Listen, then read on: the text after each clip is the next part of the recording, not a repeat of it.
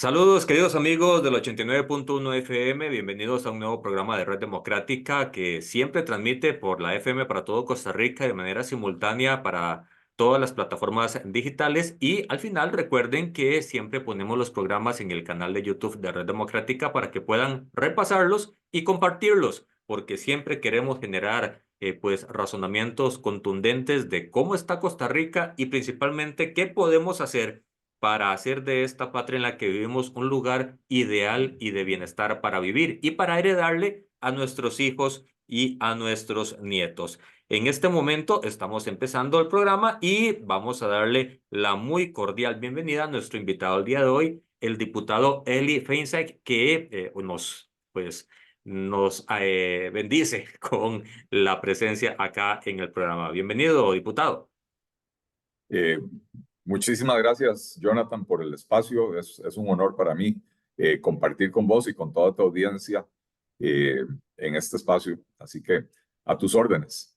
Muchísimas gracias, diputado. Ahora, a ver, vamos a poner en contexto ciertas cosas que han estado sucediendo, porque nos gustaría acá en Red Democrática escuchar tus valoraciones y el análisis que se puede hacer sobre algunos hechos post-mortem, como la interpelación que se le hizo al presidente del Banco Central, pero otras que están en caliente, que es que el Banco Central sigue con una tasa política monetaria pues inconvenientes según las perspectivas de muchos economistas. He escuchado que esa también es tesis suya y con tipos de cambio que lejos de sostenerse, al menos sigue bajando y en Monex ya está rondando los 500 colones en compra y venta y está generando pues mucha preocupación en un sector productivo que recibe como única realimentación de parte del Ejecutivo las voces de el vicepresidente de la República, que dice: si no les gusta el tipo de cambio, cambien de actividad económica, como si fuera algo de cambiarse los zapatos.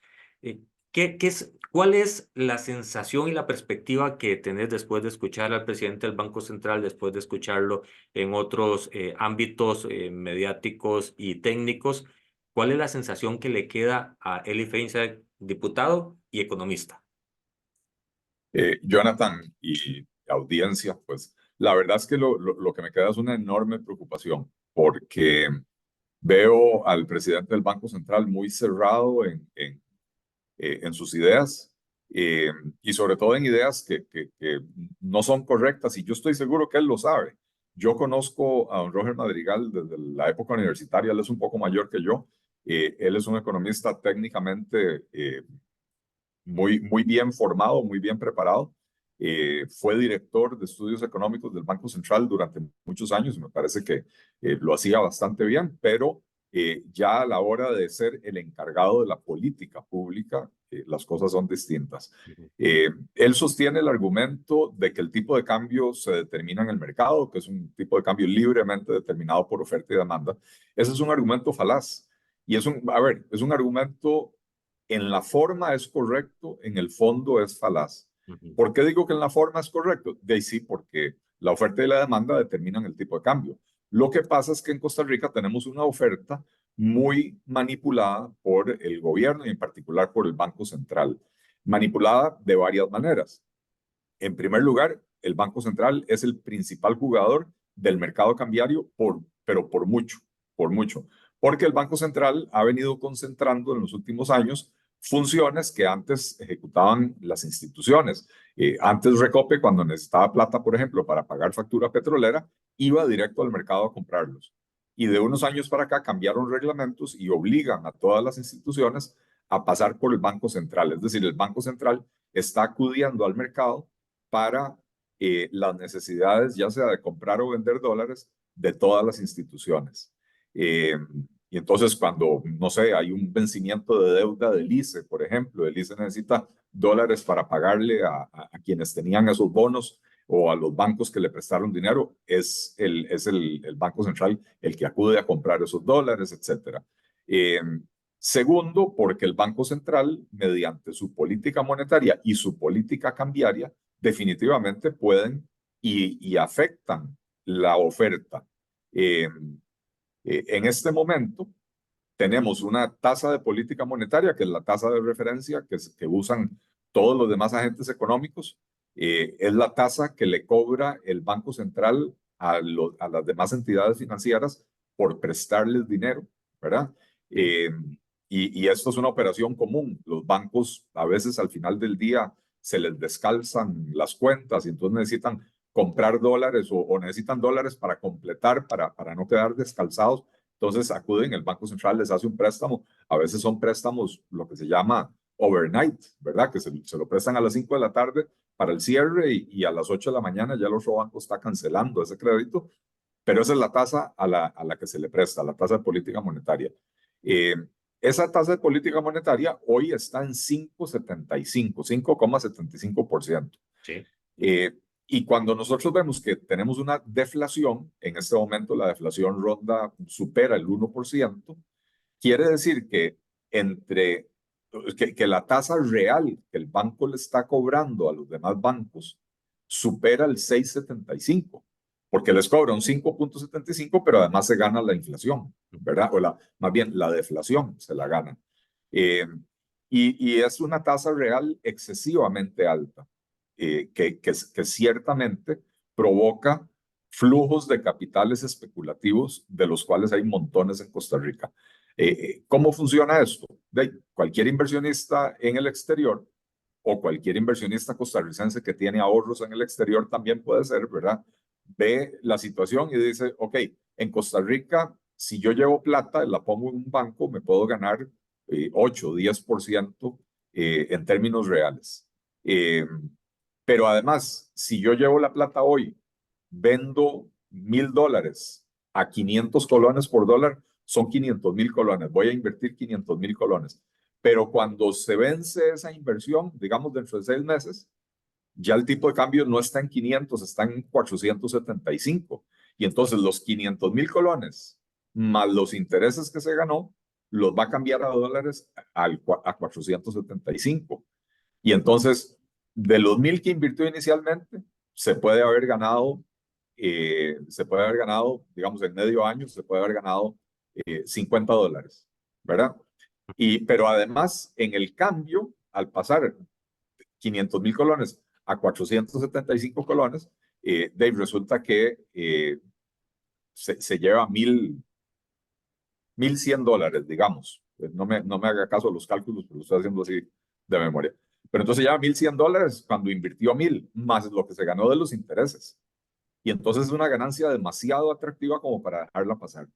Y entonces hay inversionistas extranjeros, bancos internacionales que están haciendo inversiones en Costa Rica, inversiones especulativas, inversiones de capitales pasajeros, lo que alguna gente llama capitales Golondrina.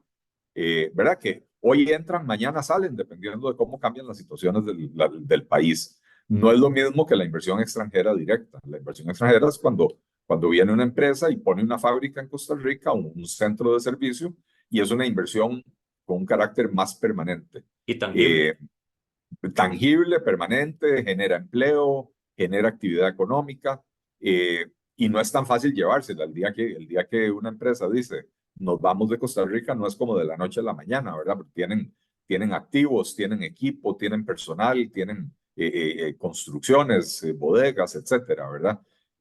Mientras que un inversionista que lo que tiene son $1,000,000 o 300 millones de dólares metidos en el mercado cambiario, simplemente los saca y se los lleva en cuestión de minutos. Entonces, el hecho de tener la tasa de interés así de alta implica que la oferta de dólares es mucho mayor de lo que sería si la tasa de política monetaria reflejara la realidad del país. Además, algo que yo le señalé al presidente del Banco Central, la tasa de política monetaria, en buena teoría, se utiliza para controlar la inflación. Sí. Cuando usted tiene un régimen como el que tenemos aquí en Costa Rica de metas de inflación, así se llama el régimen que sigue el Banco Central, en un régimen de metas de inflación, el Banco Central dice, nuestra meta de inflación es 3%. Tenemos un margen de tolerancia de 1 punto para arriba o para abajo. Es decir, si la inflación termina entre 2 y 4, nosotros como Banco Central nos damos por satisfechos. Y a partir de ahí, el banco trata de ajustar sus variables para que la inflación termine en ese rango. Eh, la inflación el año pasado cerró más bien en deflación del menos 1,8%, cuando la meta era del 3%. Entonces está 4,8 puntos por debajo de la meta.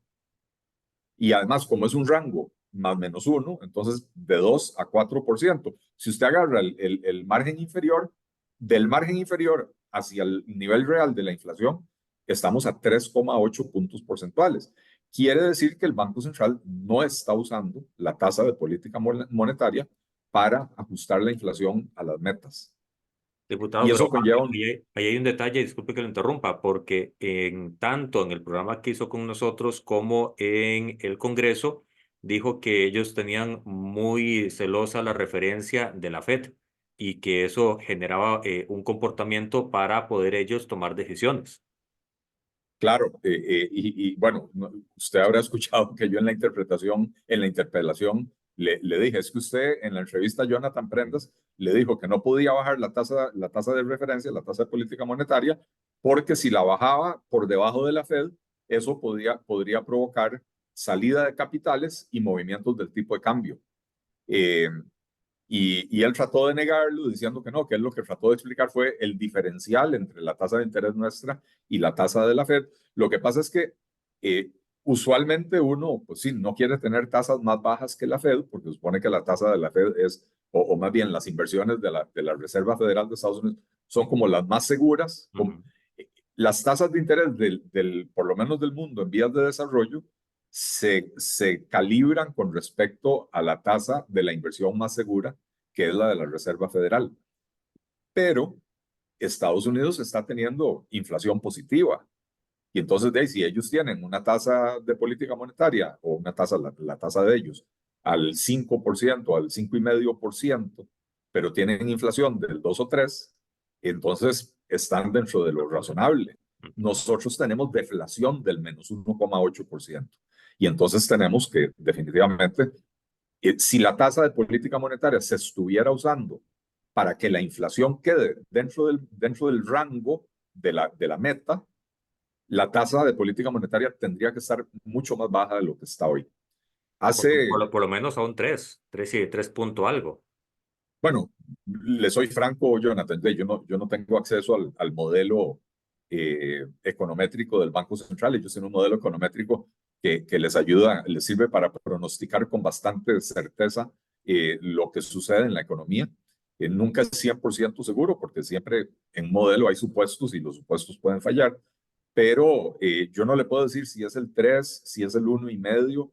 Lo que yo sí le puedo decir es que no hace mucho la tasa de política monetaria aquí en Costa Rica estaba en 0,75. Sí. Y de 0,75 el Banco Central la llevó a 9% cuando la inflación se disparó. Hubo un periodo a mediados del 2022 que la inflación llegó hasta el 12%. Rapidito subieron la tasa de 0,75 a 9%, para precisamente controlar la inflación. Lo hicieron correctamente. Ellos lograron rápidamente bajar la inflación. Lo que pasa es que ahora, cuando la inflación se viene al suelo, y más bien ahora tenemos deflación, la tasa de interés baja muy lentamente, bajó del 9 al 5,75, Ujú. y ahí la tienen parqueada y ahí dicen que de ahí no se mueven porque no quieren bajar por debajo de la tasa de la Fed. Lo que hizo el presidente del Banco Central en la entrevista con usted, Jonathan, tiene mucho valor, mucho valor. El mérito es suyo, no de él. Tiene mucho valor para quienes entendemos la economía, porque él ahí confesó que él está usando la tasa de política monetaria para manipular el valor del dólar, no para lograr la meta de inflación. Y eso es muy grave, porque eso pone en tela de duda todo el régimen de metas de inflación. Eh, y bueno, la deflación por unos meses no pasa nada. Cuando un país cae en un proceso deflacionario, se genera una espiral de la cual es más difícil de salir que de una espiral inflacionaria. Japón cayó en una espiral deflacionaria en los años 80, le tomó más de 20 años salir de ahí. En esos 20 años, Japón dejó de ser una de las tres principales economías del mundo, ¿verdad? Cayó, sigue siendo una economía importante, pero cayó bastante abajo. Otros países lograron superar a Japón. Y entonces, pues sí es un tema que causa bastante preocupación porque si el Banco Central no está haciendo cumplir las metas de inflación y el Banco Central está manipulando el tipo de cambio adrede y no entendemos para qué, ¿verdad? No entendemos para qué, porque ¿cómo se llama? Los sectores productivos están manifestando su preocupación. Están diciendo, vean, cada vez es más difícil competir en Costa Rica. Al principio, la queja la ponían los exportadores, lo cual es obvio y evidente. ¿Por qué? Porque ellos producen en Costa Rica, tienen costos en colones, ellos pagan salarios en colones, compran materia prima en colones, pagan alquileres en colones, pero venden en dólares. Y entonces los ingresos de ellos, si ellos venden un producto a $100, cuando el tipo de cambio estaba a 620, eso eran 62,000 colones. Y si lo siguen vendiendo a $1,000, porque son artículos que se venden en el mercado mundial donde hay competencia de otros países, ahora con el tipo de cambio a 500, sus ingresos son 50,000, ya no 62,000 colones. Y con esos 50,000 tienen que cubrir, tienen que seguir pagando los salarios, el alquiler, la electricidad, todos los gastos que ellos tienen en colones. Al principio las quejas eran del sector exportador y del sector turístico, que es otro que tiene sus ingresos en Sí. dólares. Después empezó el sector agrícola y no solo el agrícola exportador. ¿Por qué? Porque prácticamente todos los insumos que usan los agricultores, insecticidas y herbicidas, fungicidas, o se importan o se hacen en Costa Rica a partir de insumos importados. Y entonces los costos, eh, a ver, los agricultores están enfrentando una situación en la que sus costos no están disminuyendo a pesar de la caída del dólar, Ujú. ¿verdad? Porque en Costa Rica tenemos una condición que en economía lo llamamos precios pegajosos, que es cuando los mercados no son muy competitivos, cuando las cosas suben, los precios suben, pero cuando, digamos, la inflación baja, el tipo de cambio baja, los Está precios se pegado. quedan estancados, ¿verdad? Entonces, pegados hacia abajo, libres hacia arriba, pero pegajosos hacia abajo. Eh, entonces, los agricultores ven que sus costos siguen creciendo, que de pronto, porque el tipo de cambio está mucho más barato, es más rentable traer producto agrícola de otros países, ¿verdad? Porque lo que cuesta $1, eh, eh, puede decir en Colombia, traerlo a Costa Rica, bueno, le costó $1 en Colombia, que son 620 colones, pero además tiene que pagar flete, tiene que pagar seguros y en algunos casos tiene que pagar impuestos de importación. Eh, entonces, lo que en Colombia le costó 620 colones, puesto en Costa Rica puede ser que le costó 800. Y tal vez el productor costarricense produce eso y lo vende a 750. Entonces, no era rentable traerlo de afuera. Pero cuando el tipo de cambio bajó de 620 a 500, entonces ya ahora el importador puede importar ese mismo artículo y tenerlo en Costa Rica a 700 colones, con lo cual lo puede vender más barato que el agricultor costarricense. Y finalmente, Jonathan, hay una gran, sobre todo las pymes que producen en el mercado local, o sea, producen en Costa Rica para el mercado local, están empezando a enfrentar competencia de productos importados que antes no entraban a Costa Rica porque a 650 o a 700 no valía la pena importarlos, a 500 sí. Ujú. Pero entonces uno se tiene que preguntar, ¿estos productos están entrando a Costa Rica porque el productor costarricense no es competitivo o porque hay una política monetaria, una política cambiaria que está haciéndole perder competitividad al productor nacional? Pues usted puede ser el productor más eficiente del mundo y en términos de unidades producidas por unidad de tiempo, por ejemplo, o de espacio, digamos, usted tiene una hectárea, ¿cuántos kilos de papa le puede sacar a esa hectárea? Usted puede ser el productor más eficiente del mundo, que si sus costos se elevan y sus ingresos disminuyen y los No hay costos se manera. elevan, porque la electricidad sube, porque la infraestructura está mala, porque las cargas sociales son muy altas, etcétera, ¿verdad? Si sus costos suben y sus ingresos bajan, usted no va a poder competir, aunque usted sea muy productivo, ¿verdad? Y esa es la diferencia, digamos, entre productividad y competitividad. Diputado, con ese análisis y con ese comentario me parece muy claro. ¿Qué le pareció la frase que dio el vicepresidente en otro medio de comunicación donde dijo, si el tipo de cambio no les es beneficioso, cambien de actividad productiva? De ahí, lamentable para decirlo menos, muy lamentable. Demuestra una tremenda desconexión con la realidad de las personas que trabajan en este país, las personas que tratan de producir en este país.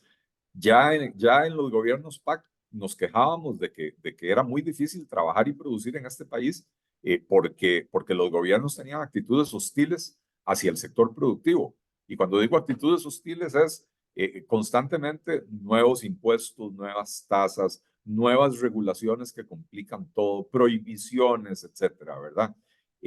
Bueno, ahora agréguele a que el Estado costarricense es hostil con el sector productivo, agréguele que ahora, por cuestiones del tipo de cambio, buena parte de ese sector productivo se está quedando se está quedando sin ser competitivo a nivel internacional, incluso ya sin ser competitivo a nivel nacional. Pero insisto, no porque no sean competitivos.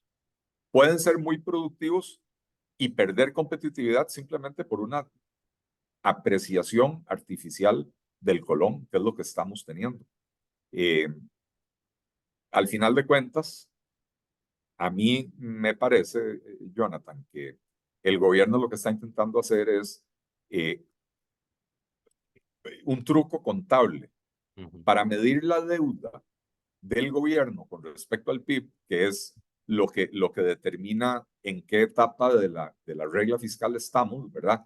Cuando la relación de la deuda al PIB está por encima del 60%, tenemos restricciones muy fuertes de crecimiento del gasto, tanto del gasto corriente como la inversión. Si bajamos del 60%, mientras esté, no recuerdo yo, no sé si era entre el 50 y el Sí. 60%, eh, la restricción es solo para el gasto corriente, no para la inversión, pero además la restricción de crecimiento es más laxa. Y si bajamos por debajo del 50 o creo que por debajo del 45, se eliminan las restricciones, el gasto puede crecer libremente.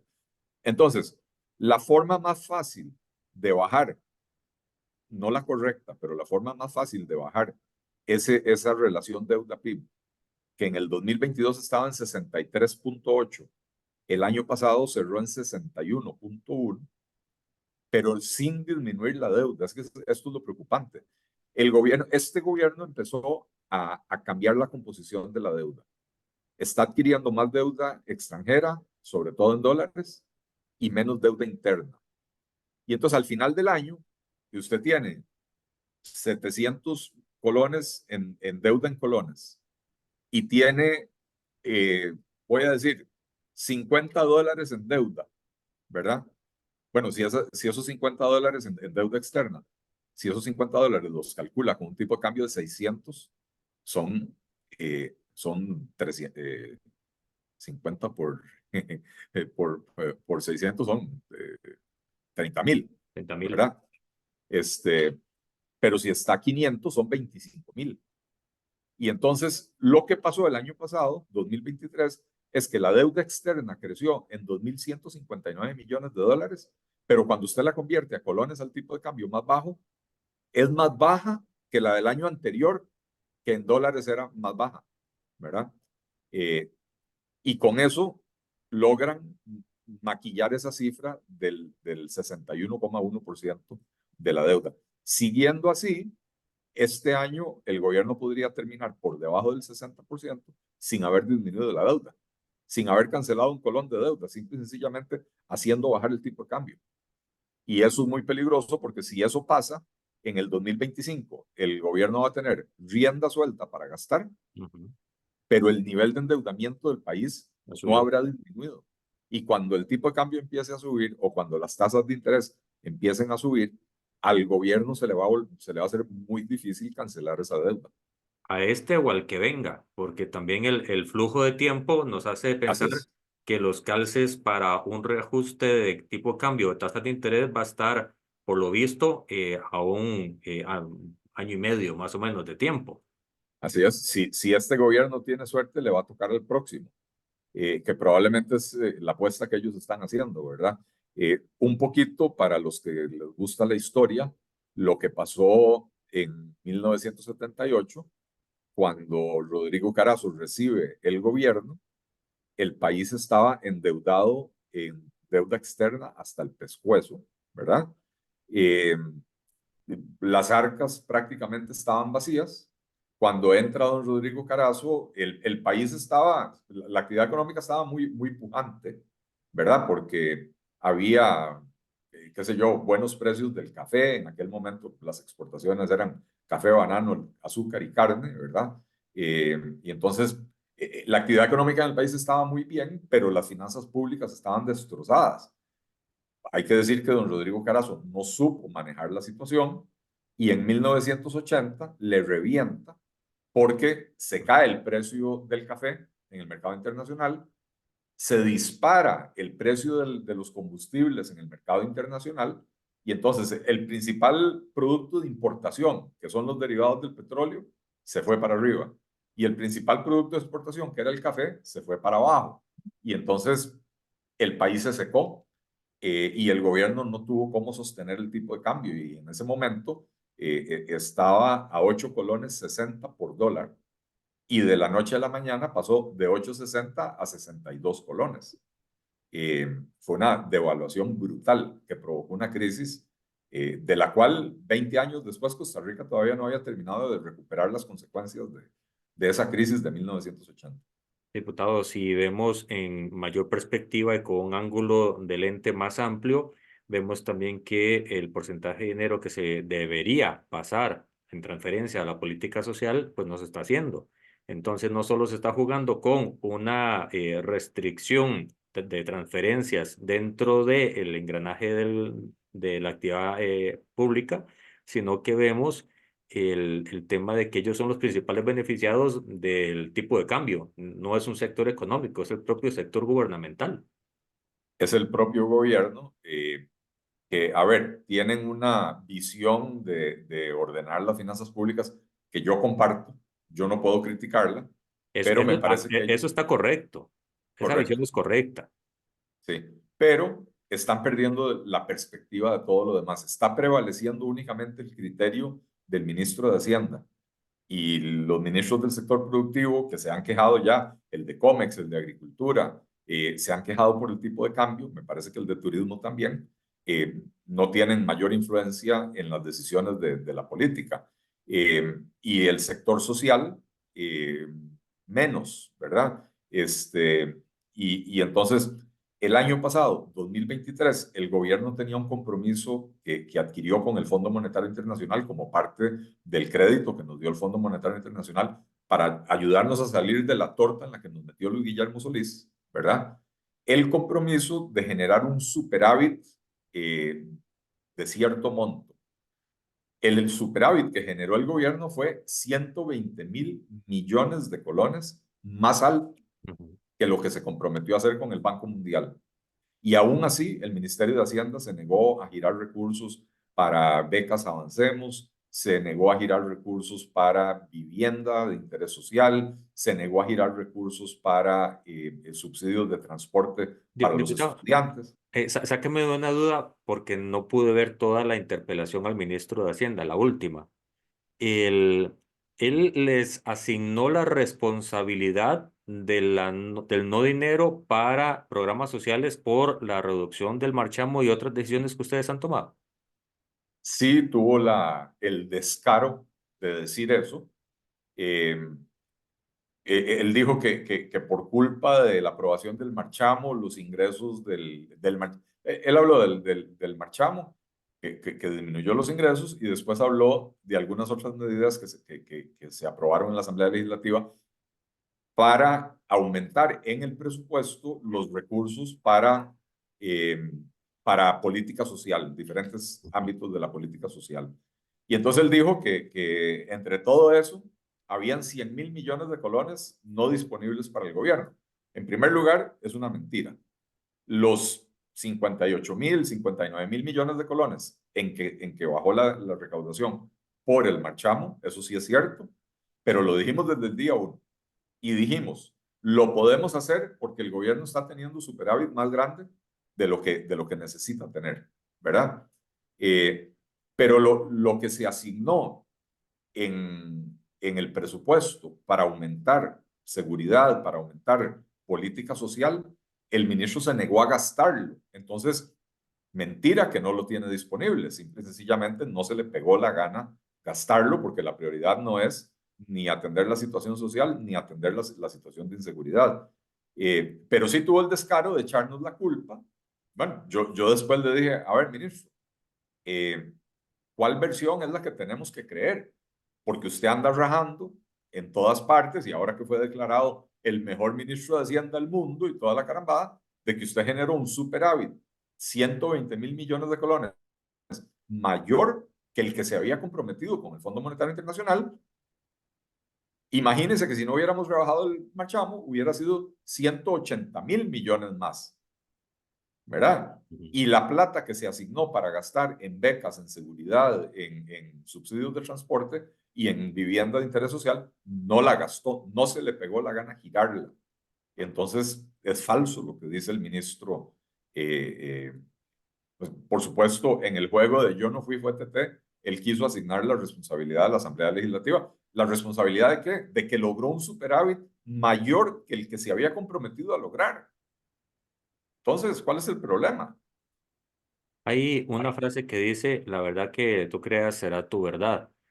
¿El Mm. gobierno en serio entonces se cree que el manejo macroeconómico que está haciendo es el correcto a expensas? Y como lo poníamos en un artículo de opinión hace unos días, aunque sea candil en la calle, hay oscuridad adentro. Aunque sea así, ellos creen de verdad que todo se está haciendo correctamente.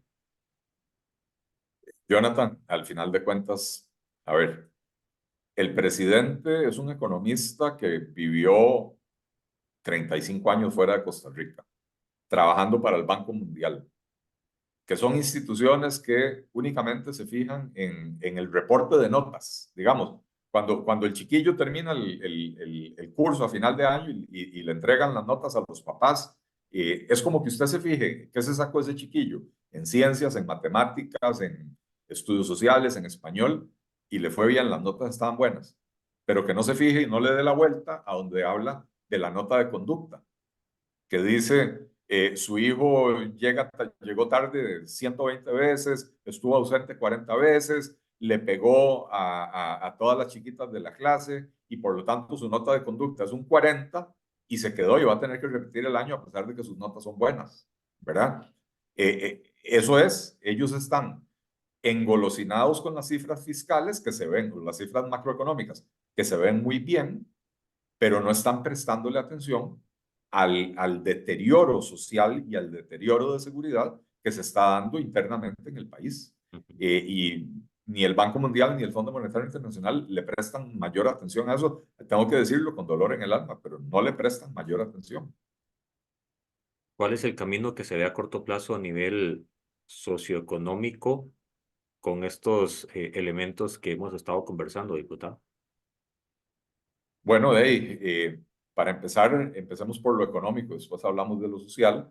Eh, el IMAE, el Índice Mensual de Actividad Económica, está mostrando ya por varios meses seguidos una desaceleración importante de la economía. Ujú. El año pasado, la economía creció a más de un 5%, lo cual es fantástico, es muy bueno, pero tuvimos un fenómeno muy extraño. La economía creció al 5,1% y sin embargo se destruyeron más de 120.000 empleos.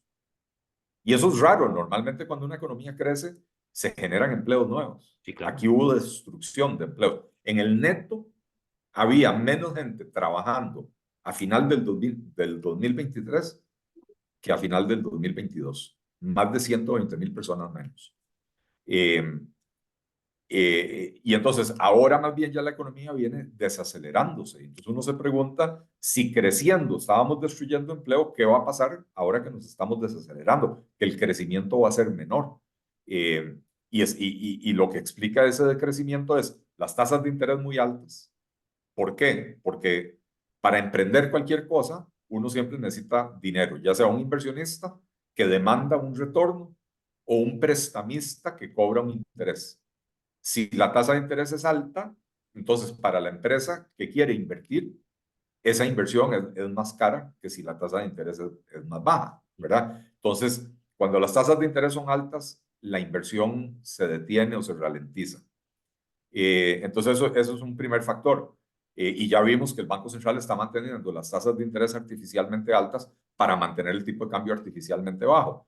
Y el tipo de cambio nos explica la otra razón por la cual la economía se está ralentizando.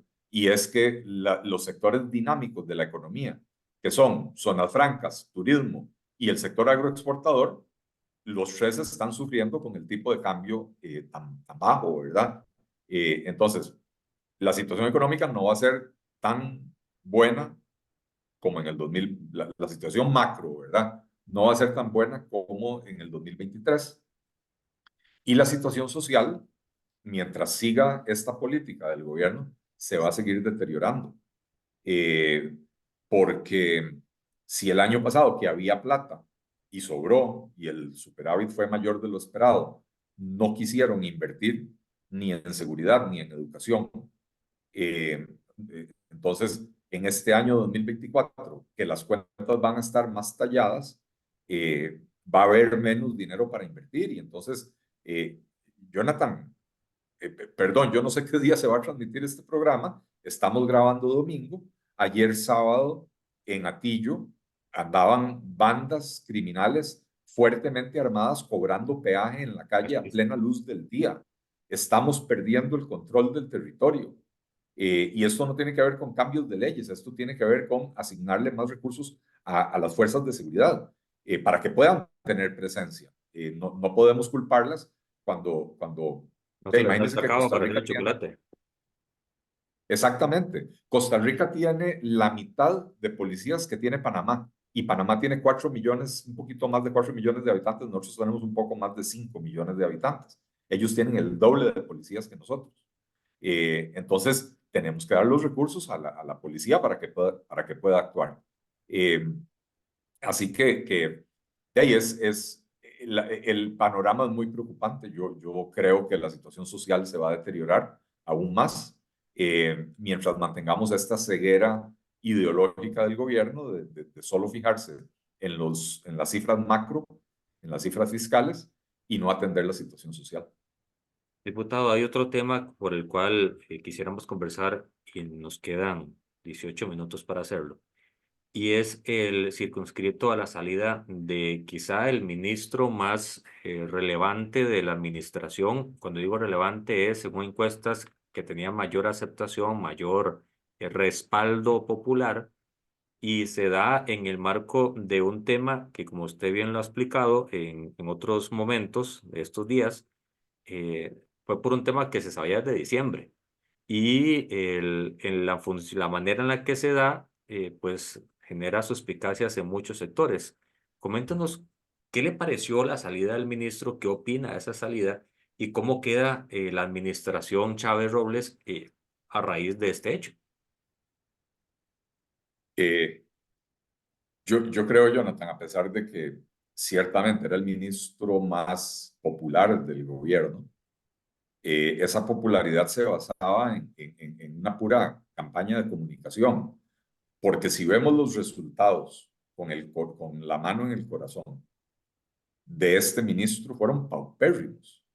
Detuvo la carretera interamericana en el segmento Barranca Limonal. Hoy en día, ese segmento de carretera es peligrosísimo, mucho más de lo que era sin arreglarlo, sin intervenirlo, ¿verdad? Entonces, Barranca Limonal detenido. Dijo que el dinero de ahí lo iba a pasar a la carretera San Carlos. La carretera San Carlos no se está moviendo.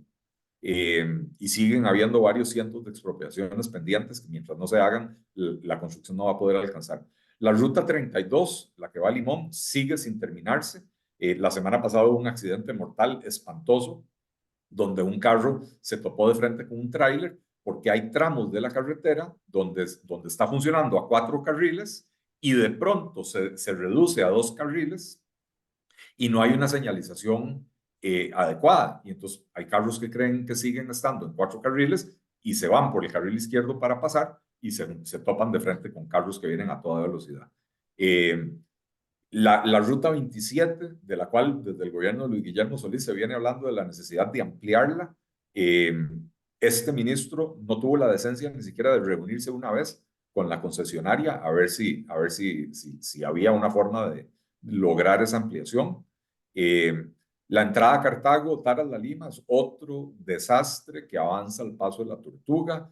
Y entonces, ¿cuáles fueron los grandes logros del ministro? Puso un puente Bailey a la entrada del aeropuerto. Pasó la presa de un lugar a 300 metros más adelante. ¿Ah? Básicamente. Habrá que decir que, bueno, ejecutado por Conavi el cruce de La Galera en Curridabat, que me parece que ahí hicieron un trabajo bueno, y hay que reconocerlo así, ¿verdad? Pero en general el resultado de este ministro fue paupérrimo. Además, este ministro, desde que entró haciendo arbitrariedades. La primera de ellas fue la adjudicación de DECRA. Recordemos que se hizo un concurso abreviado, ¿verdad? Donde participaron 2 o 3 empresas. DECRA no fue la que ganó ese concurso, DECRA quedó en segundo lugar y sin embargo el ministro decidió que a esa es a la que iba a adjudicar. Después se conoció que el señor tenía alguna relación laboral previa con DECRA, ¿verdad? Eh, Ahí está, ahora están haciendo el concurso para la adjudicación ya no temporal, sino permanente del servicio de, la perlilla anda pegando gritos por ahí, eh, la, la, la adjudicación permanente del servicio de inspección vehicular y DECRA participó y ni siquiera califica. Sus indicadores financieros no son lo suficientemente sólidos para garantizar el servicio a lo largo de los 10 años que se le darían de concesión, ¿verdad? Entonces, eh, este ministro hizo muchos desastres y muchas tortas en jalón. Eh, pero en el tema específico por el que lo despidieron, ¿verdad? Que fue el tema del aeropuerto de Liberia, eh, que el presidente salió a decir que es que habían presentado un cartel amañado, un cartel hecho a la medida de la empresa que ganó la licitación. Y ya cuando uno se pone a revisar, la realidad es que ese cartel no lo hicieron a la medida de la empresa que ganó la licitación, lo hicieron a la medida de la empresa que perdió, la que quedó en segundo lugar, porque esa empresa, esa segunda empresa, tenía una experiencia bastante menor en reparación de pistas de aterrizaje. Eh, Se puso un requisito, Jonathan, de una experiencia de 20.000 metros cuadrados de reparación de pistas de aterrizaje. Y resulta, Jonathan, que la pista una pista de aeropuerto internacional mide alrededor de 3 kilómetros de largo y usualmente tienen de 40 a 45 metros de ancho. Entonces, para hacer los números redondos, 3 kilómetros son 3.000 metros por 40 metros de ancho, son 120.000 metros cuadrados, lo que mide una pista de aterrizaje.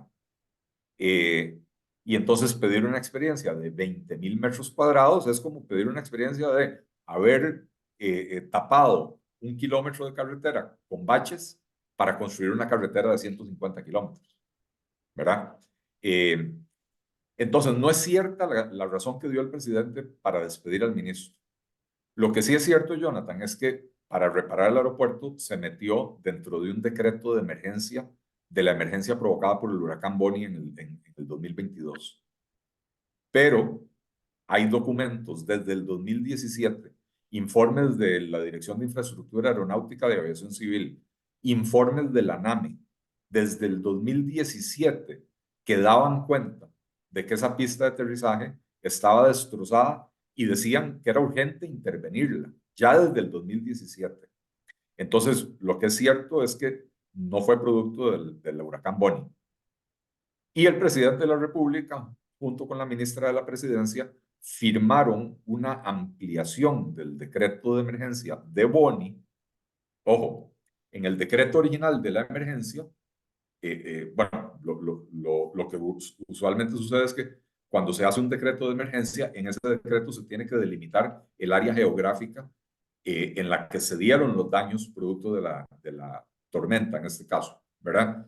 Y entonces en el decreto original se mencionan varios cantones, no se menciona Liberia porque el huracán Bonnie no afectó Liberia.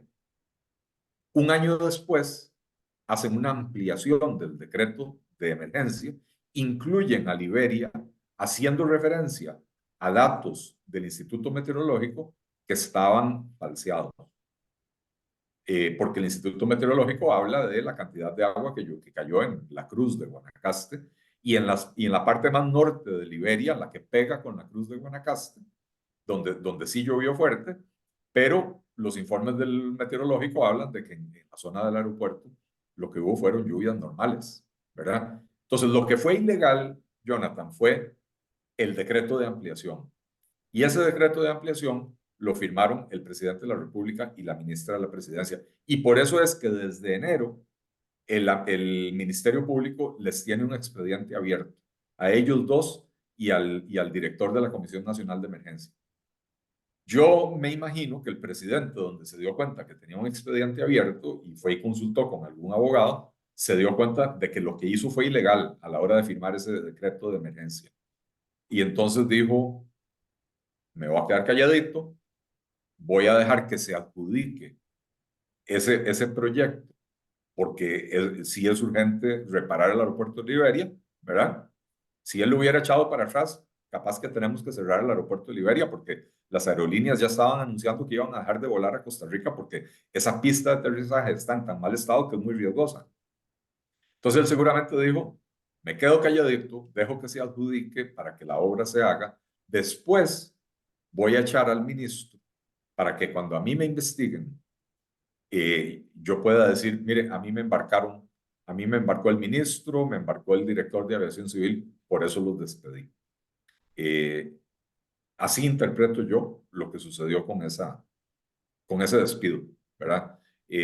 Curiosamente no menciona al director de la Comisión Nacional de Emergencia, que finalmente fue quien firmó los documentos que le permitieron a la presidencia ampliar el decreto de emergencia. Eh, Así que y si alguien lo embarcó a él, fue el presidente, digo, fue el director de la Comisión Nacional de Emergencia. Y es el que no han Eh, mencionado, como estás diciendo. es el que no han mencionado, así es. De hecho, es como si lo estuvieran protegiendo.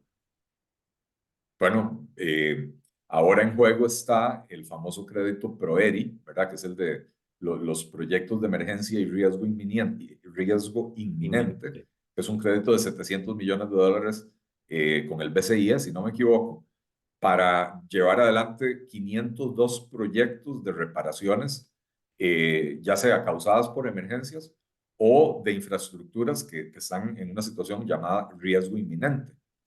Entonces, ojo, son proyectos pequeños, son 700 millones para 502 proyectos, pero son un montón de proyectos. Ujú. Y la mayoría de esos proyectos entran por la legislación de emergencia.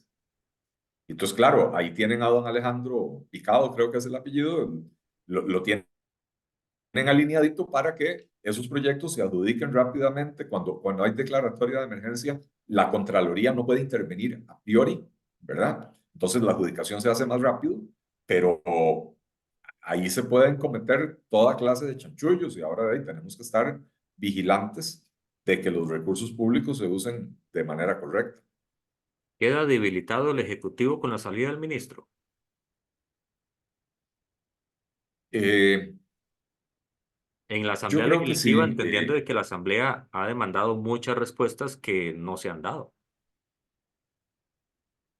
Sí, o sea, yo creo que la imagen del Poder Ejecutivo queda golpeada, por un lado. Por el otro lado, Rodrigo Chávez es un presidente controlador y creo que con esto le mandó un mensaje claro a su gabinete diciéndoles eh, no se pongan a jugar de muy cargas porque aquí su popularidad depende de mí y el día que yo quiera desinflar la burbuja de su popularidad la desinflo, como se lo hizo a Luis Amador, ¿verdad?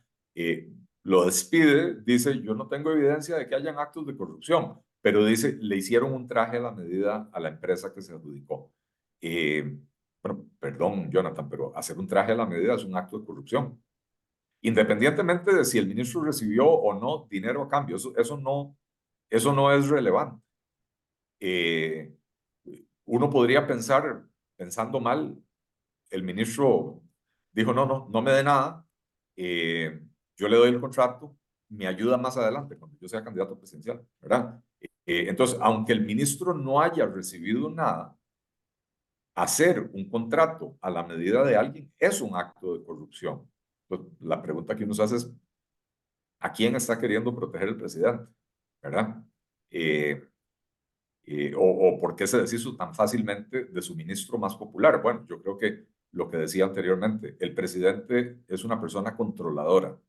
El ministro de Obras Públicas y Transportes, el ex ministro, se le empezó a salir del canasto, empezó a hacer declaraciones ya declarándose candidato presidencial, empezó a hablar en voz alta de cosas que probablemente no había consultado con el presidente, como por ejemplo quitarle a APM Terminals la mitad del espacio y entregárselo a Habdeba para revivir a Habdeba, ¿verdad? Cosas que no tenían mayor sentido. Y seguramente el presidente dijo, no, yo aquí les voy a mandar un mensaje a todos los demás del gabinete de quién es el que manda, para que no se me pongan chúcaros, ¿verdad? Diputado, muchísimas gracias por un análisis extenso de lo que está haciendo el Banco Central, de lo que llegó a decir el presidente del Banco Central a la Asamblea Legislativa, igual que el ministro de Hacienda, y de las valoraciones que hace sobre el hoy exministro de Obras Públicas y Transporte. Muchísimas gracias. Muchas gracias, Jonathan, por la invitación. Como siempre, un placer. Y te mando un fuerte abrazo. Igualmente otro para usted, diputado, y saludos a todos los que han estado en sintonía. Recuerden compartir el video, compartir este programa. En unos minutos va a estar siendo colocado en el canal YouTube, así que no se olvide de visitarlo y el resto de la semana más temas importantes. No se pierdan Red Democrática. Hasta mañana.